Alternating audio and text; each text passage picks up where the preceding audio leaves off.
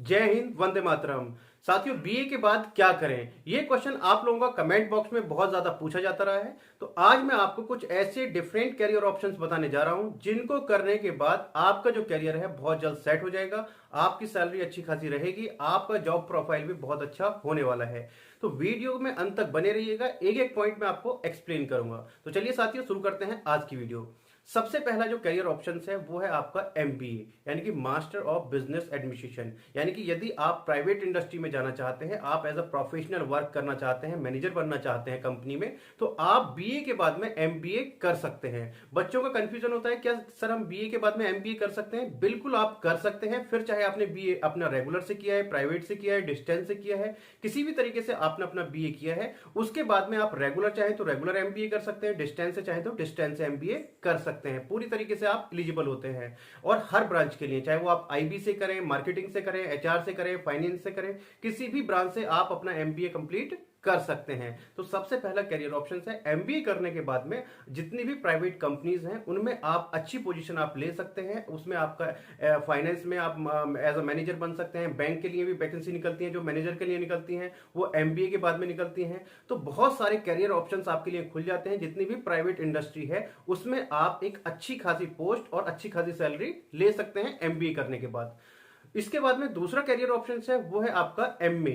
आप एमए करिए अपना, जैसे ही आप बीए कंप्लीट करें उसके बाद में आप अपना एमए करिए। एमए चाहे वो आप रेगुलर करें, चाहे वो आप प्राइवेट से करें या डिस्टेंस से करें। उसके साथ साथ आप अपनी तैयारी करिए यूजीसी नेट की, यानी कि आप यूजीसी नेट की तैयारी करिए। और जैसे ही आप फाइनल ईयर में होंगे एमए के, तो आप यूजीसी नेट का अपना फॉर्म भरिए। और यूजीसी नेट यदि आप अपना क्लियर कर लेते हैं तो उसके बाद में आप जैसे ही यूजीसी नेट अपना क्लियर कर लेते हैं तो उसके बाद में आप एलिजिबल हो जाते हैं एज अ असिस्टेंट प्रोफेसर के लिए। यानी कि आप एज असिस्टेंट प्रोफेसर काम कर सकते हैं यूनिवर्सिटी या कॉलेजेस में। और साथ के साथ यदि आपका यूजीसी नेट में अच्छा स्कोर होता है तो फिर आपको मिल जाता है जेआरएफ, यानी कि जूनियर रिसर्च फेलोशिप। यानी कि आपको पीएचडी करने के लिए मौका मिलता है। और पीएचडी के लिए आपको क्या मिलती है, पर मंथ कुछ एक अमाउंट मिलता है। और साथियों याद रखिएगा, यदि आप पीएचडी करना चाहते हैं तो अब यूजीसी नेट कंपलसरी कर दिया है। यानी कि यूजीसी आपका जो नेट का एग्जाम है वो क्लियर होना चाहिए। 2022 से अब ये कंपलसरी कर दिया है।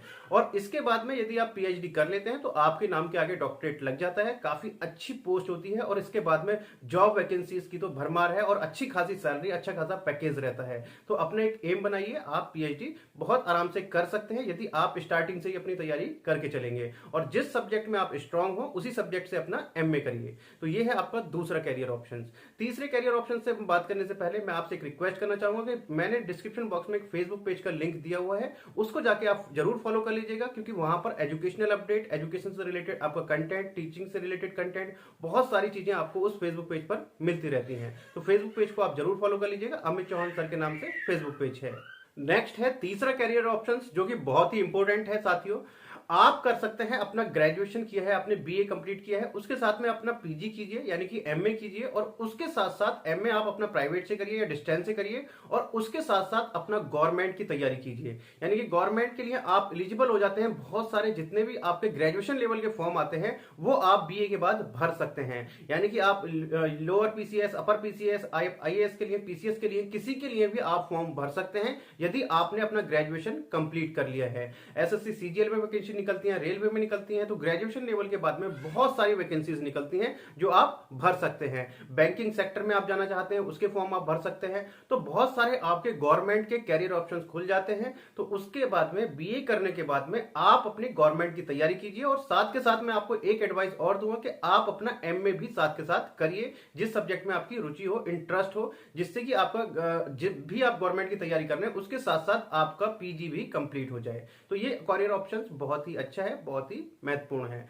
नेक्स्ट आगे बात करते हैं फोर्थ कैरियर ऑप्शन जो कि बहुत महत्वपूर्ण है, वो है आपका स्किल। यानी कि आपकी जिस भी फील्ड में स्किल है, स्किल बोले तो आपका जिस भी फील्ड में आपका टैलेंट है उस फील्ड में आप अपना पीजी कर सकते हैं। या फिर आप उसमें बहुत सारे डिप्लोमा कोर्सेज चल गए हैं। जैसे कि हम बात करें, यदि आपका डिजिटल मार्केटिंग में इंटरेस्ट है तो उसमें आप अपना सर्टिफिकेशन कोर्स कर सकते हैं। उसके बाद में बहुत अच्छी अच्छी जॉब है आज के टाइम में। आपका यदि एचएम में है, यानी कि होटल मैनेजमेंट की लाइन में जाना चाहते हैं, तो उसमें आप अपना सर्टिफिकेशन कोर्स कर सकते हैं। मास कम्युनिकेशन में आप सर्टिफिकेशन कोर्स कर सकते हैं। और भी बहुत सारे, जिस भी फील्ड में आपका इंटरेस्ट है, जिस भी फील्ड में आपका टैलेंट है, उस फील्ड में आप अपना सर्टिफिकेशन कोर्स करके, बस मैटर करता है कि आपके अंदर टैलेंट कितना है उस फील्ड में घुसने के लिए। तो आप मैटर ये नहीं करता कि आपके पास में डिग्री है या नहीं है, आपके पास डिग्री है तो डिग्री तो एंट्री के लिए होती है, मैटर करता है आपका टैलेंट। तो आपका जिस फील्ड में स्किल है, जिस भी फील्ड में आपका टैलेंट है, उस फील्ड में आप अपना पीजी कीजिए या उसमें आप अपना डिप्लोमा कोर्स कीजिए। उसको करने के बाद में आप अपनी अच्छी खासी जॉब,